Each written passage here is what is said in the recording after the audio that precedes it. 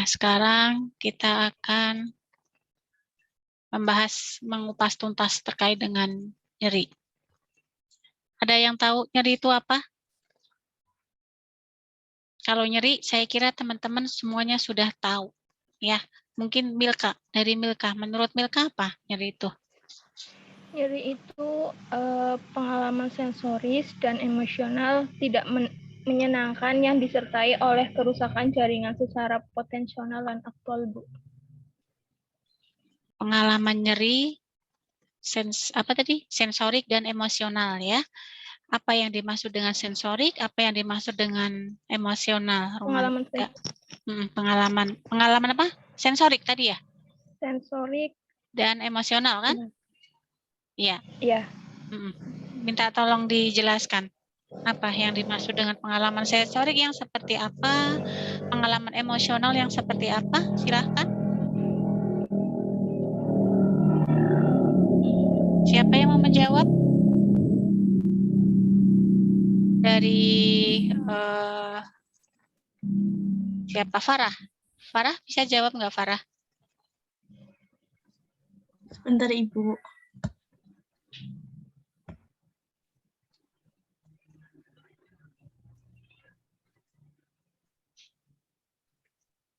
Sensorik itu artinya apa, Asyah?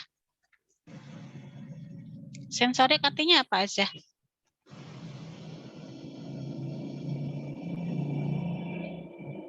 Yang berhubungan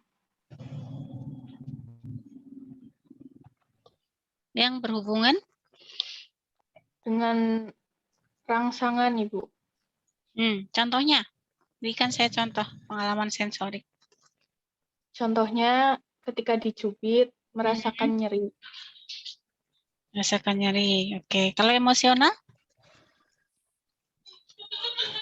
Emosional.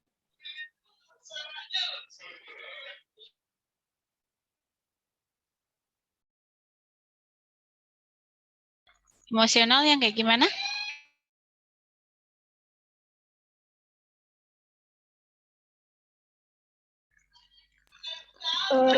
Reaksi, Bu.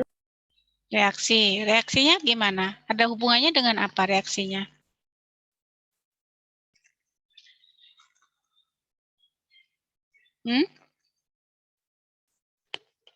Refleks nyerinya, Bu. Kalau refleks nyerinya itu lebih ke arah motorik. Apa yang dimaksud dengan emosional di sini? Apa kaitannya antara nyeri dengan psikis atau psikologi seseorang? Bisa dijelaskan? Anda harus tahu dulu anatomi-anatomi yang terlibat di dalam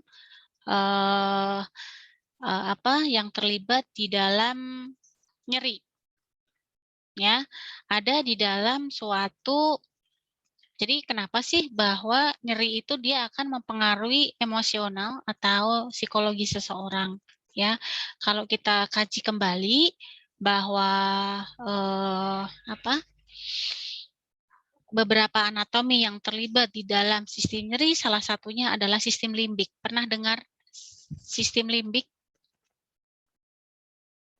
Belum, Ada Ibu. belum? Masuk belum pernah dengar sistem limbik? Jadi sistem limbik itu dia suatu bagian otak kita ya yang di situ ada yang namanya hipokampus ya, ada hipokampus, kemudian ada amigdala dan neokortek ya. Nah, sistem limbik ini dia berada di fungsinya seimbang dengan hipotalamus dan talamus ya. Jadi dia khusus berfungsi untuk mengendalikan bagaimana perilaku kita, emosional kita, tingkah laku kita, memori kita. Ya, itu sistem limbik. Jadi misalnya Farah dia marah ya, atau Azah dia sedih, murung, cemberut ya, atau bahagia. Itu semuanya yang mengatur adalah bagaimana sistem limbik. Jadi kalau kita nyeri, mesti kita ekspresinya akan mempengaruhi, meringis kesakitan ya, menyeringai. Itu ada hubungannya dengan bagaimana proses rangsangan nyeri tadi terhadap sistem limbik kita. Sampai di sini jelas? Ya. Jelas, Ibu. Ya, jadi kaitannya kenapa di mana nyeri itu merupakan suatu pengalaman sensorik dan pengalaman emosional. Ya, nggak ada orang nyeri itu tersenyum, nggak nyambung nanti antara sistem limbik dengan rangsangan yang dimunculkan. Karena begitu rangsangan cetet dia sakit, itu langsung akan diarahkan ke bisa mempengaruhi sistem limbiknya dia, sehingga dia bisa ada perasaan tidak nyaman, ya. Kemudian ada perilaku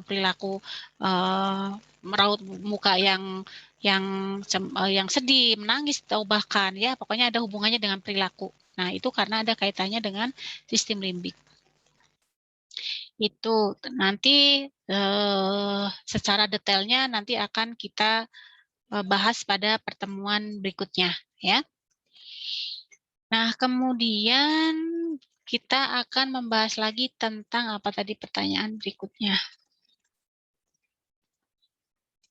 Nah, terlihat slide saya di sini ya.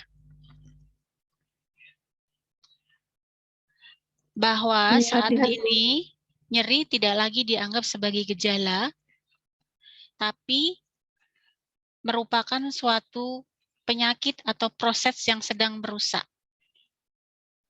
Ya, sehingga dibutuhkan penanganan dini dan agresif. Tentu saja teman-teman kan berada di program studi anestesi, ya, keperawatan anestesi. Kenapa sih perlu dilakukan anestesi? Saya kira teman-teman juga tahu. Pasti tujuan utamanya adalah untuk mengurangi atau menghilangkan rasa nyeri. Nah, sehingga suatu adanya proses pembedahan itu adalah suatu proses yang sedang merusak. Jadi kalau anestesi itu dia malah justru merusak fisiologi tubuh kita. Makanya kalau teman-teman pahami bahwa efek dari adanya anestesi itu banyak banget, ya. Karena apa? Karena dia mengubah hemostasis yang ada di dalam tubuh. Hampir semua sistem, baik itu sistem imun, bahkan kardiovaskuler, pernapasan, muskuloskeletal, semuanya, endokrin, terus kemudian urinaria, ya, semuanya itu hampir terkena dampaknya akibat proses anestesi. Ya. Nah, kemudian proses nyeri ini, oh ya,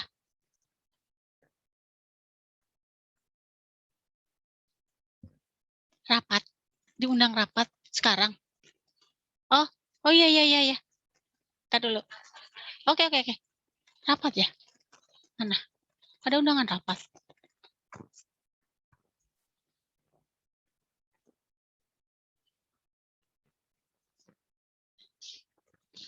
Oh iya, rapat.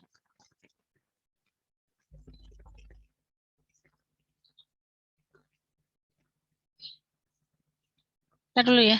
Ntar dulu, saya ini chat dulu di grup fakultas.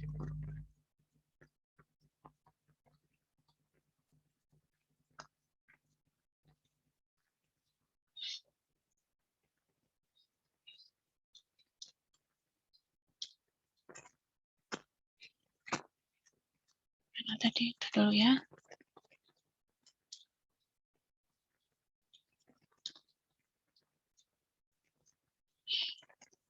Oke.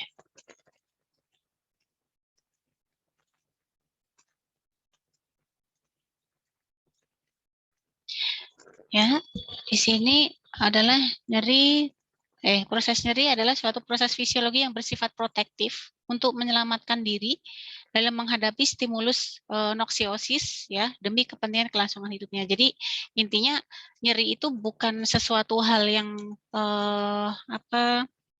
menakutkan sebetulnya, karena memang nyeri ini, kenapa sih kita ada proses nyeri? Kenapa kita bisa merasakan sakit? Itu karena tubuh kita sedang memproteksi diri kita. Anda bayangkan kalau Anda tidak ada nyeri. Kita diciptakan kita tidak punya rasa sakit. Misalnya ketusuk paku, bayangkan kita tidak bisa merasakan bahwa kita sedang tertusuk paku atau jarum aja. Anda bisa membayangkan jarum itu akan semakin masuk ke dalam tubuh kita yang nanti akan membahayakan justru untuk tubuh kita, sehingga nyeri itu merupakan suatu peringatan sebetulnya protektif untuk menyelamatkan diri kita, ya. Nah, ilmu yang mempelajari tentang nyeri itu disebut dolorologi. Dolor, ya. Berasal dari kata bahasa dolor, itu nyeri. Logi atau logos itu dari bahasa Yunani ilmu.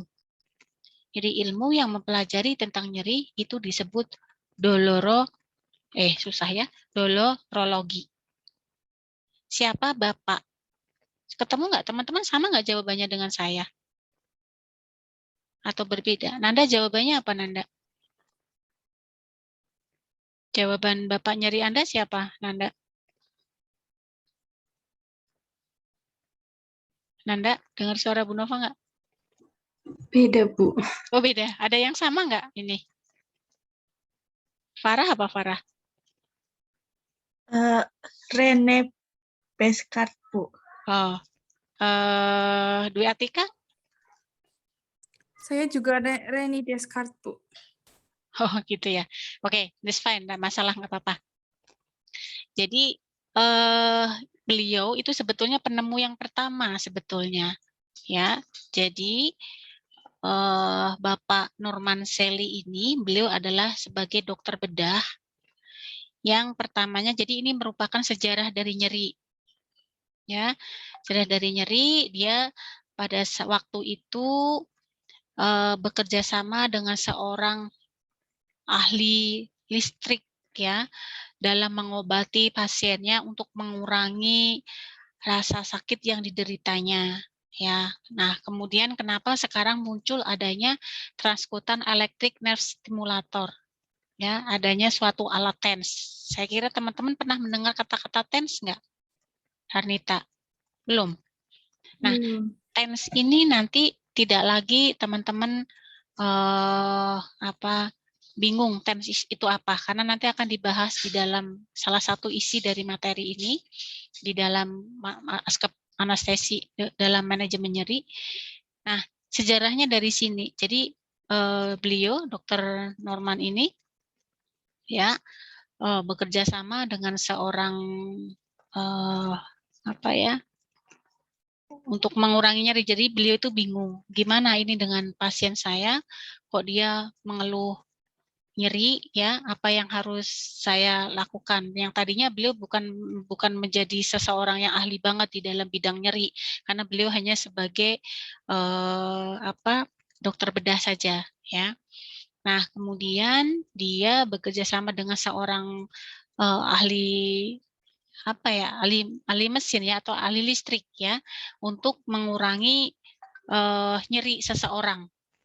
Bisa nggak sih gitu? Ternyata bekerja sama dengan seorang engineer, ya, engineer listrik, ya, dengan voltase yang rendah, ya, dia menemukan yang namanya TENS, ya, transkutan electrical nerve stimulator. Nah, TENS ini merupakan suatu alat yang digunakan untuk mengurangi atau mengontrol nyeri baik secara akut dan secara kronis. Ya, jadi Bapak Selly ini itu merupakan ahli fisika pertama, bukan ahli fisika ya, karena beliau sebagai seorang neurosurgeon ya, neurosurgeon atau dokter bedah ya, tapi dokter bedah yang berhasil menemukan cara untuk mengurangi nyeri secara akut dan secara kronik ya dari sebuah listrik. Nah, itu ya. Itu adalah sedikit sejarah terkait dengan ditemukannya suatu manajemen nyeri itu ya dari situ ya. Nah, terus kemudian berikutnya mana tadi?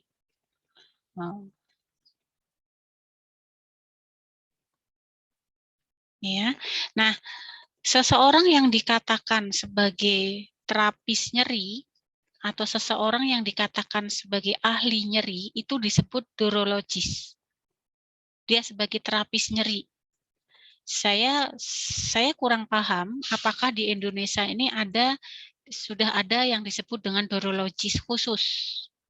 Adanya paling kayak teknik-teknik tertentu, akupressure, akupuntur dan lain sebagainya. Tapi secara itu masih secara khusus ya, orang yang pinter akupressure ya berarti ahli akupressure gitu ya. Tapi tidak, saya mohon maaf belum pernah mendengar bahwa di Indonesia itu ada neurologis ya. Jadi khusus karena dokter bedah belum tentu dikatakan sebagai neurologis, atau dokter dikatakan sebagai neurologis itu belum tentu. Karena kalau neurologis itu benar-benar dia terapis yang khusus untuk mengurangi nyeri. Ya. Nah, ini yang sudah tadi kita sampaikan bahwa kalau kita ketahui bersama ada perbedaan antara nyeri akut dan nyeri kronik. Apa perbedaannya dari Mbak Nisa? Yang Anda tahu selama ini bahwa nyeri akut dan nyeri kronik adalah hanya berdasarkan pada apa? Waktunya, Ibu. Waktunya saja. Kalau nyeri akut? Untuk nyeri akut kurang dari 6 bulan. Untuk nyeri kronis lebih dari 6 bulan. Ya, biasanya yang kita ketahui hanya itu saja ya, tanpa kita melihat hal yang lain. Tetapi sebetulnya bukan sekonyong-konyong seperti itu ya. Biasanya nyeri akut itu dia lebih ke arah hanya berdasarkan simptom saja. Jadi rasa sakit seseorang yang dialami atau rasa sakit yang dialami seseorang ya, itu kalau yang nyeri akut itu hanya berupa simptom, gejala. Aduh, sakit gitu. Kalau dilihat dari jangka waktunya memang betul kurang dari 6 bulan ya. Tapi tidak sekonyong-konyong bahwa nyeri akut itu adalah nyeri yang berlangsung selama kurang dari 6 bulan. Nyeri kronik adalah nyeri yang berlangsung selama lebih dari 6 bulan. Tidak sekonyong-konyong seperti itu. Tapi nanti kita akan pelajari lebih detail ya, bahwa sebenarnya apa sih nyeri akut dan nyeri kronik. Nah, biasanya nyeri kronik ini biasanya dilandasi oleh adanya suatu patologi, keadaan patologi tertentu ya, atau suatu penyakit tertentu. Nah, kalau kita klasifikasikan, Anda lihat contoh yang ada diberikan di sini. Ada luka bakar, ya. Kemudian ada migrain, ya. Ada nyeri punggung. Kalau ini adalah klasifikasi. Klasifikasi dari nyeri kronik itu bisa dibagi menjadi 3, yang bersifat limited, intermittent, dan prolong, lama.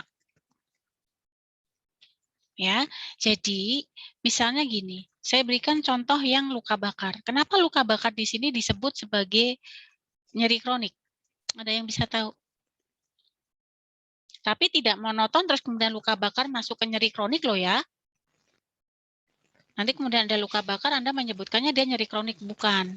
Nah, makanya ini nanti perlunya kita mendalami sebenarnya apa sih perbedaan dari nyeri akut dan nyeri kronik. Itu tidak sebatas monoton seperti itu. Oh, kanker tuh pasti nyeri kronik. Tidak monoton juga seperti itu, ya, gitu.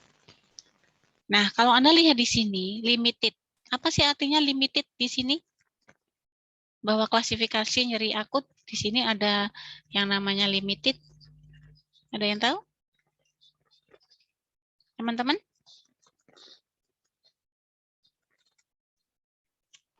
Terbatas, Ibu. Tanpa batas? Limited. Terbatas. Oh, terbatas. Oke, terbatas contohnya yang kayak gimana?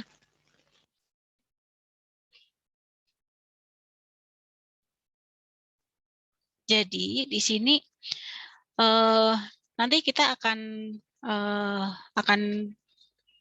pelajari ya lebih detail. Saya nggak tahu nanti siapa yang kedapatan untuk mempelajari lebih detail terkait dengan sebenarnya apa sih antara nyeri kronik dan nyeri akut itu seperti apa ya.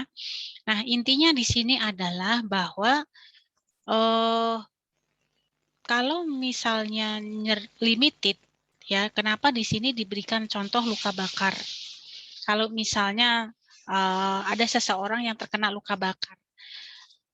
bakar itu pasti nyeri. Nah, luka bakar itu dikatakan dia nyeri akut dan dia dikatakan sebagai nyeri kronik, itu yang seperti apa perbedaannya?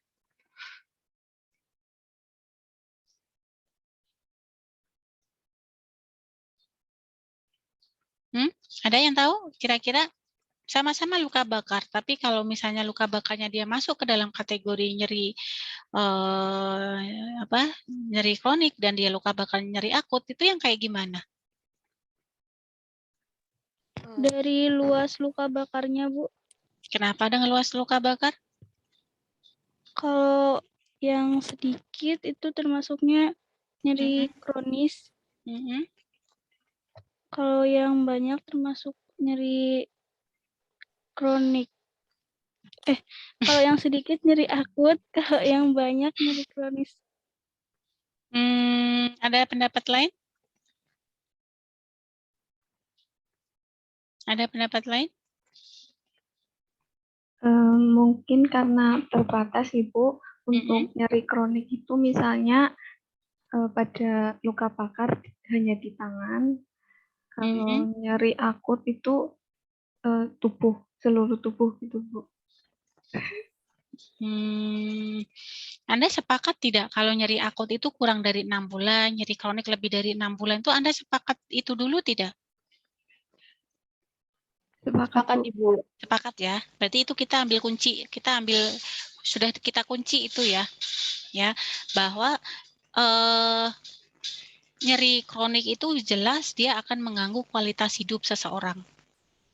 Ya, dengan adanya nyeri kronik yang dia alami, entah dia apapun, entah dia hanya cedera. Nih kalau Anda lihat contoh yang saya berikan, Anda dengan luka bakar ya, kemudian dia kerusakan jaringan otot atau yang intermittent aja, dia nyeri seketika waktu ya, dalam terus-menerus tapi setiap saat gampangnya ngomong. Misalnya nyeri kepala aja. Nyeri kepala kalau Anda amati nyeri kepala itu biasanya bersifat nyeri akut ya. Atau migrain. Ya, migrain Anda kategorikan nyeri akut ya, Farah? Atau enggak, Farah? Nyeri akut. Ya, padahal sebenarnya tidak. Karena kita sudah kunci dulu.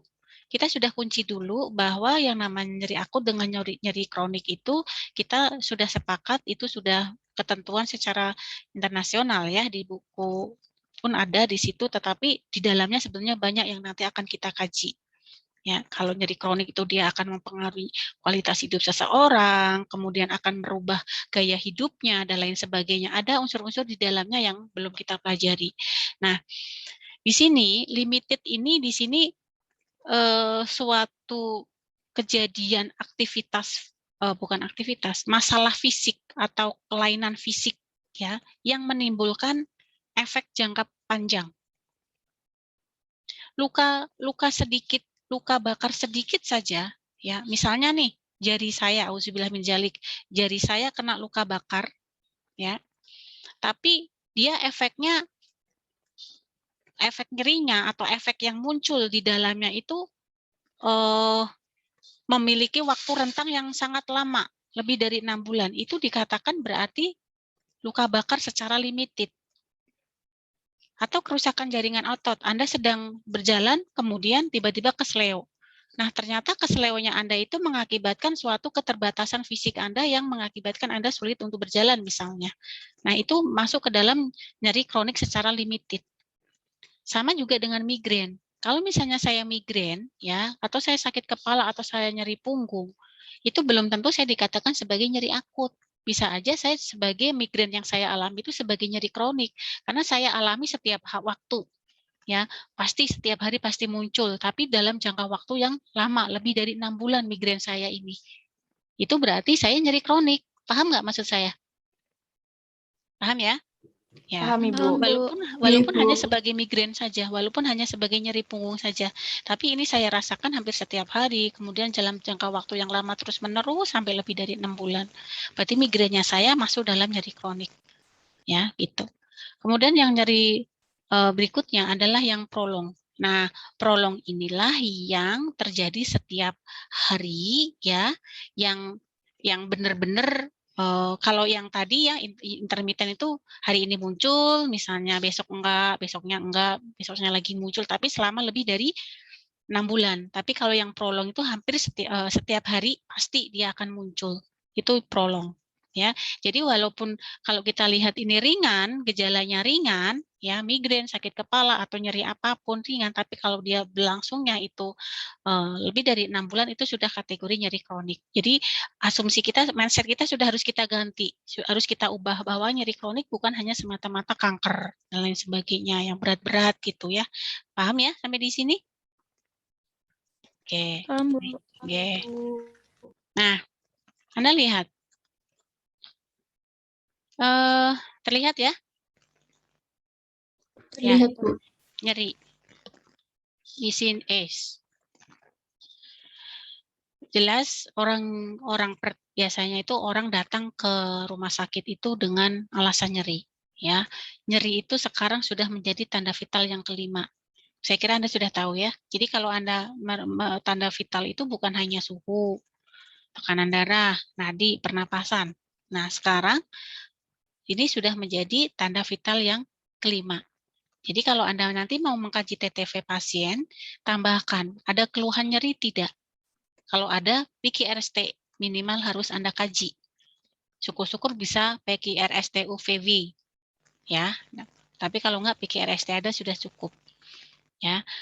Nah, ini kata-kata ini sebelum kita lanjut ke pertemuan berikutnya, minimal Anda sudah tahu menurut sifat dan modalitasnya itu apa artinya. Misalnya nyeri tajam. Ya, nyeri tajam itu sifatnya yang seperti apa sih? Kalau Anda mau mengkaji, Ibu nyerinya seperti apa? Seperti ditusuk-tusuk, seperti diiris-iris, itu masuk dalam kategori apa? Itu adalah masuk dalam kategori nyeri tajam atau sharp pain. Ya, kemudian nyeri tumpul, dull pain. Biasanya dull pain ini terjadi pada nyeri apa? Ada yang tahu? Kecelakaan, Ibu. Ya, biasanya ini boleh kecelakaan atau nyeri organ dalam, ya, nyeri organ dalam. Ya, misalnya kita nyeri abdomen, itu dia bersifat tumpul dia. Ya, nanti kita akan belajar bagaimana ciri-ciri kalau nyeri tumpul itu seperti apa. Apakah dia melebar? Ya, biasanya kalau menyebar itu nyeri dari sifat nyeri apa? Nah, itu nanti akan kita pelajari ya pada pertemuan-pertemuan berikutnya. Kemudian ada nyeri shooting pain. Nyeri seperti tembakan, rasanya seperti panas ya. Itu adalah nyeri shooting pain. Kemudian nyeri terbakar, burning pain ya. Nyeri terbakar dengan contohnya ada yang tahu burning pain seperti nyeri apa? Ada yang bisa memberikan contoh yang burning pain? Ada? Nyeri terbakar. Ada yang pernah merasakan nyeri terbakar seperti apa? Kalau luka bakar ya jelas, maksudnya yang nyeri lain tapi seperti burning pain. Nyeri dada ya, nyeri dada atau orang-orang dengan pasien jantung itu bisa burning pain, bisa revert pain atau nyeri proyeksi. Ya, ada yang tahu nyeri proyeksi itu yang gimana? Harnita? Tahu nggak Harnita nyeri proyeksi yang kayak gimana, Dok? Tidak tahu, Ibu. Ya, nyeri proyeksi itu misalnya ini juga biasanya terjadi pada pasien jantung ya, nyeri di dada tapi dia menyebar kerasa di lengan. Itu adalah nyeri proyeksi. Ya, misalnya nyeri di ulu hati dia menyebar ke misalnya punggung sebelah kanan misalnya. Nah, itu nyeri proyeksi. Ya, jadi dia menyebar kemana-mana. Ya, kayak AMI itu ya, akut miokard infark atau nyeri dada pada orang yang serangan jantung dengan AMI itu kan dia nyerinya itu di mana nih? Di dada, tapi dia bisa sampai ke lengan sebelah kiri. Nah, itu adalah nyeri proyeksi. Ya, itu. Sampai di sini ada yang mau ditanyakan? Kita masih pemanasan ini. Belum ke arah ini. Kalau faktor yang mempengaruhi nyeri apa? Silakan, faktor yang mempengaruhi nyeri apa saja? Usia, Usia, Usia, Saya jenis tanya dulu. kelamin. Saya tanya dulu dari usia dulu. Dari usia. Dwi Atika coba dijelaskan terkait dengan usia, Mbak.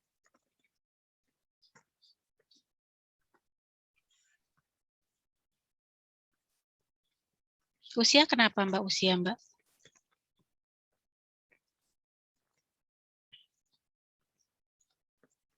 Halo, siapa tadi? Dwi Atika ada nggak Dwi Atika? Dwi Atika ada?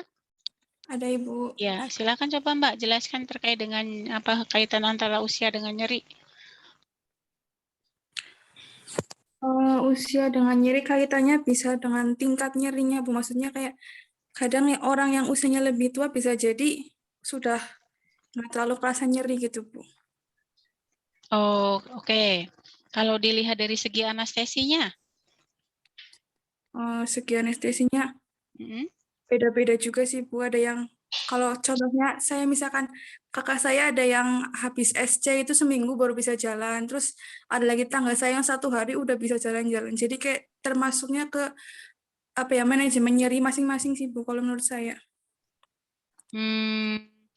kalau artinya kalau usia itu usianya lebih bertambah, dia lebih bisa mengontrol nyeri, maksudnya begitu. Bisa jadi, Bu, seperti itu. Oke. Kalau misalnya terkait dengan yang anestesi misalnya, antara pasien A usianya 30 tahun, karena kan anestesi itu pasti hubungannya sama nyeri. Dengan yang pasien B usianya 60 tahun. Pada saat saya akan berikan dosis anestesi dan jenis anestesi yang sama, antara yang usia 30 tahun dengan usia yang 60 tahun, itu dia akan lebih tertidur yang mana? Yang lebih tua, Ibu. Oke, mengapa? Karena fisiologisnya sudah berbeda sama yang usia lebih muda, Bu. Ya, kenapa itu fisiologinya berbeda itu mempengaruhi anestesi terhadap seseorang?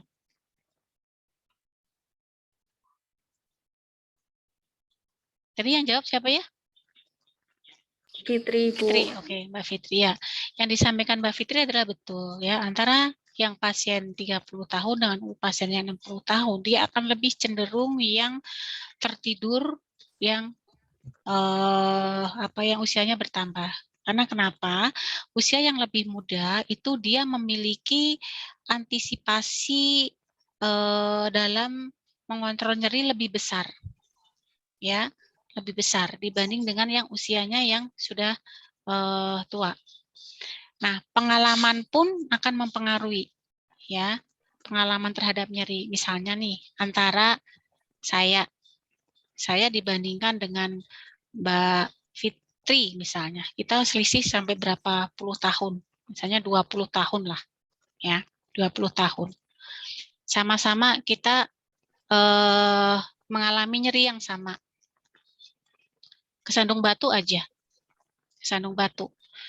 Antara saya dengan Mbak Fitri, kira-kira akan lebih nangis siapa?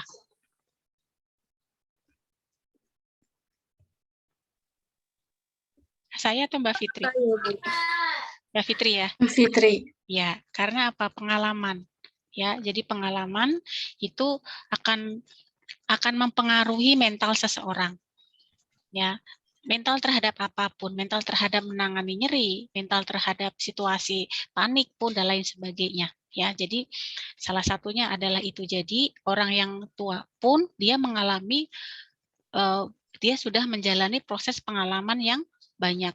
Ya, sehingga pada saat dilakukan proses anestesi pun dia akan lebih, ya selain terjadi penurunan secara fisiologis, kalau kita lihat dari aspek psikologis pun, satu, ya yang lebih mudah dia memiliki antisipasi dalam manajemen nyeri yang lebih baik, ya sehingga akan lebih lama nih proses tidurnya dibanding dengan yang lansia. Begitu juga dengan yang pengalaman, karena yang pengalaman itu yang jadi lebih apa ya, lebih kurang bisa menerima. Artinya antisipasi tadi itu ya akan mempengaruhi seseorang dalam proses nyeri. Berikutnya selain usia, apalagi jenis kelamin? Kenapa dengan jenis kelamin?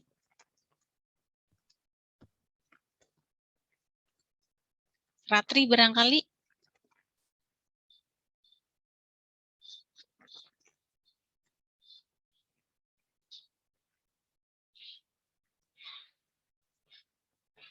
Ratri? Untuk tingkat nyeri pada perempuan biasanya lebih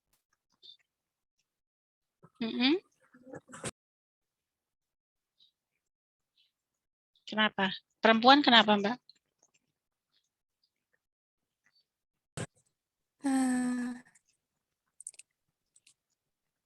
dari fisiologisnya, Bu. Kenapa?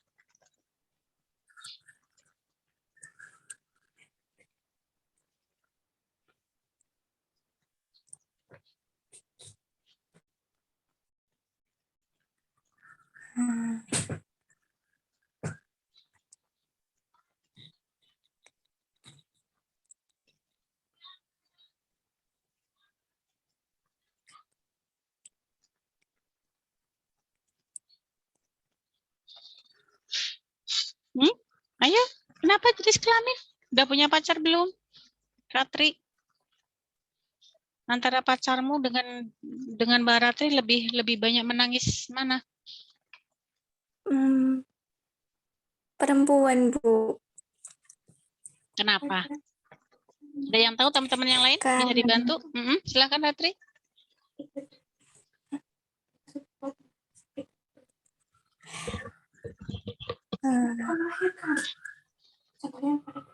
Oh, ya. Apa ya? Mungkin perempuan lebih bisa menahan rasa nyeri ya, Bu. Oh, malah lebih bisa menahan rasa nyeri ya dibanding laki-laki. Contohnya ketika perempuan melahirkan, pada proses saat melahirkan itu laki-laki tidak bisa merasakan nyeri yang dirasakan oleh perempuan, Bu. Ya jelas Raiso, orang nggak punya Ratri. Ya jelas laki-laki nggak bisa merasakan proses persalinan. Orang diciptakan nggak bisa melahirkan kok. Kalau misalnya laki-laki diciptakan hal yang sama bisa melahirkan, akan lebih menangis siapa antara laki-laki dengan perempuan?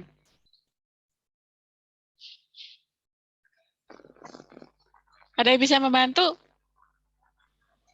Nisa boleh, Azah, Dwi Atika boleh, Rumatika boleh? Kalau laki-laki, laki-laki biasanya lebih bisa menahan sakit, Bu, daripada perempuan. Ya, kenapa?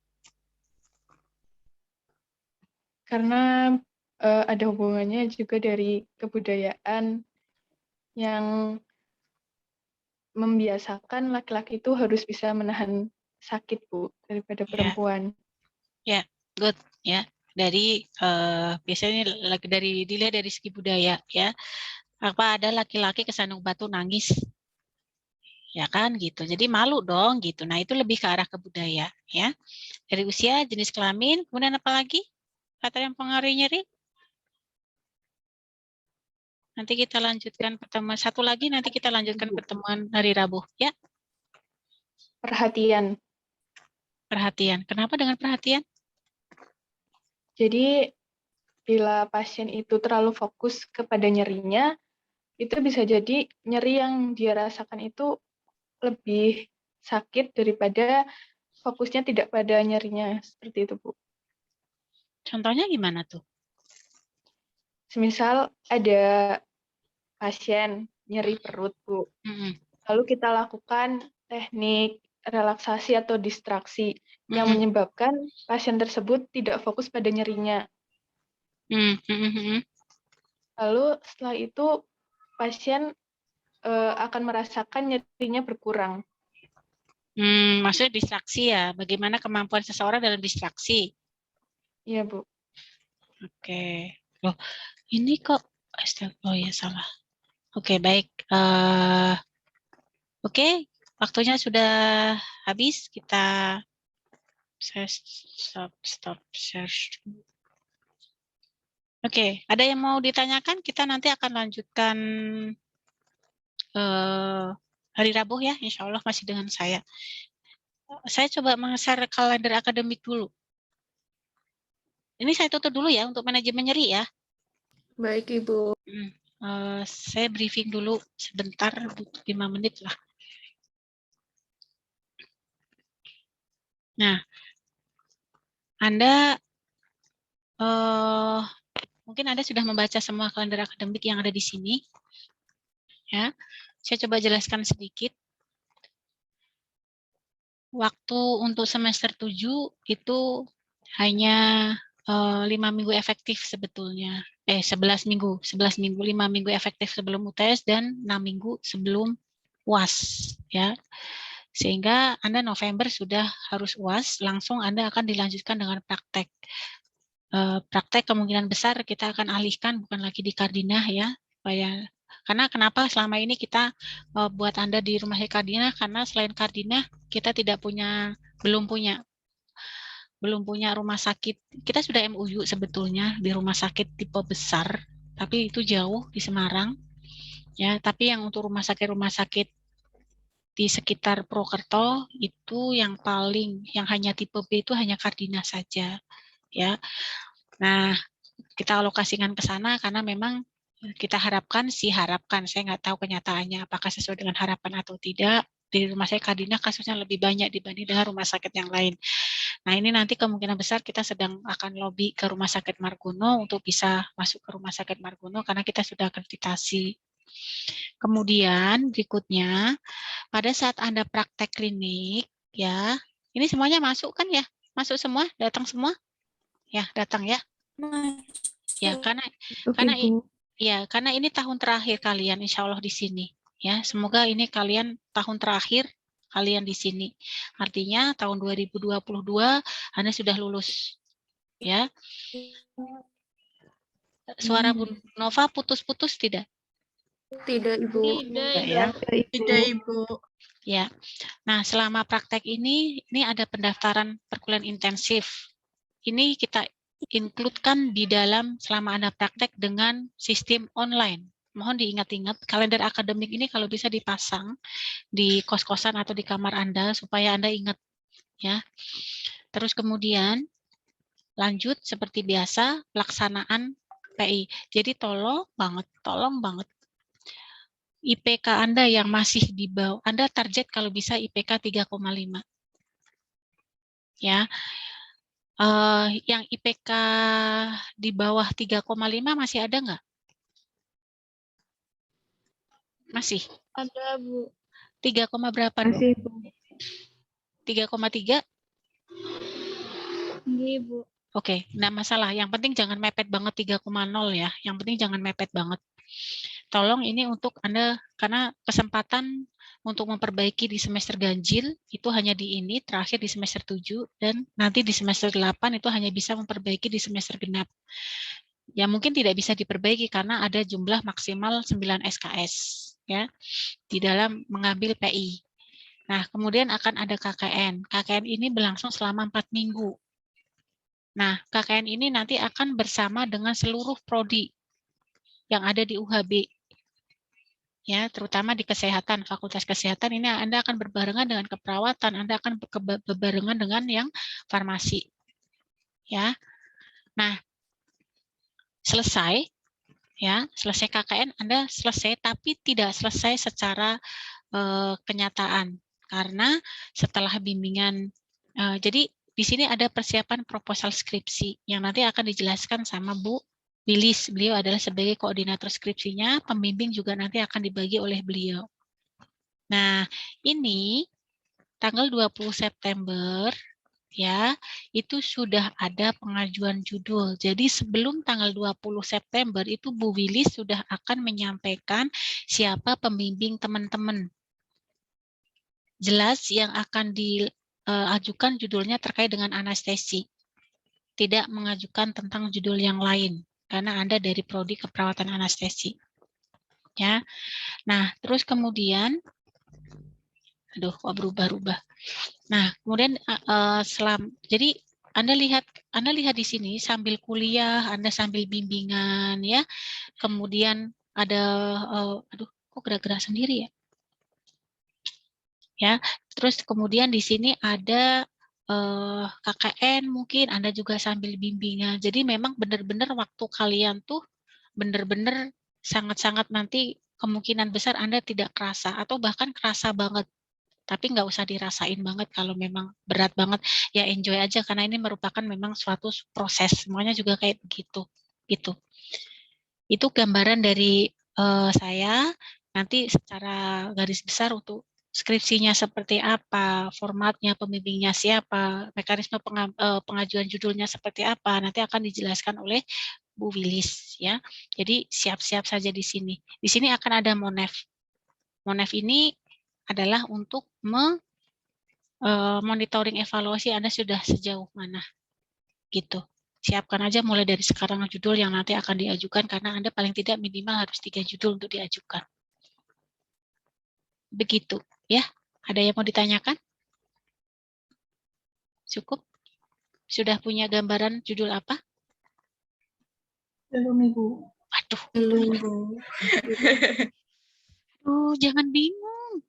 Banyak judul yang bisa kalian ini ya, banyak yang bisa kalian ambil tuh banyak. Kemarin kan kalian praktek ya, kira nggak usah muluk-muluk, nggak usah susah-susah. Yang ini, yang mudah, yang memudahkan kalian, tapi yang memang ini sering terjadi gitu. Terkait misalnya efek. Izin bertanya, Ibu. Ya, silahkan. Kalau ada hubungannya dengan obat-obatan, boleh diambil judul atau tidak, Bu? Contohnya? Mungkin untuk pemberian obat anestesi spinal, Ibu. Itu kan biasanya berkolaborasi dengan dokter, Ibu. Nah, itu boleh diambil judul atau tidak, Bu? Nggak apa-apa. Nah, masalah misalnya efektivitas dari propofol dan ketamin atau efektivitas dosis propofol sekian miligram misalnya dengan sekian miligram bagaimana gitu enggak masalah, enggak apa-apa. Tapi memang nanti kan itu merupakan suatu tindakan kolaboratif ya, gitu. Ya, masalah, enggak apa-apa. Gitu ya. Dikumpulkan aja di list, saya kira ya daripada Anda bengong gitu-gitu ya, mikirin kemarin saya ada kasus apa ya di rumah sakit ya, atau kasus kelolaan Anda lah terkait dengan nilai lab lah. Oh, pada pasien yang seperti ini ternyata hasil nilai labnya kayak begini, misalnya kayak gitu. Atau ternyata oh obat-obat yang diberikan ini ternyata efeknya memang benar. Mual muntah misalnya. Oh, sesuai teorinya propofol itu misalnya menyebabkan hipotensi misalnya ya. Oh bener nggak sih? Ya itu aja kayak begitu aja, dibukti-buktiin aja kayak begitu. Paham? Ya. Ada lagi yang mau ditanyakan? Cukup ya? Nanti kalau ada yang mau ditanyakan, intinya Anda fighting. Insya Allah ini adalah tahun terakhir kalian. Sebentar lagi kalian akan ada UKOM. Kayaknya saya ini deh, ada jadwal UKOM. Oh, jadwal UKOM-nya di semester 8. Ya, semester 8 jadwal UKOM. Tryout UKOM-nya di semester 8. Ya, gitu. Itu yang mungkin dari saya. Kalau nggak ada yang mau ditanyakan, Bu Nova mau rapat. Saya akhiri. Wassalamualaikum warahmatullahi wabarakatuh. Insya Allah ketemu lagi hari Rabu ya. Kita lanjutkan materi kita. Karena ini memang harus 2 jam. Oke. Mohon left. Ya. Terima kasih, Ibu.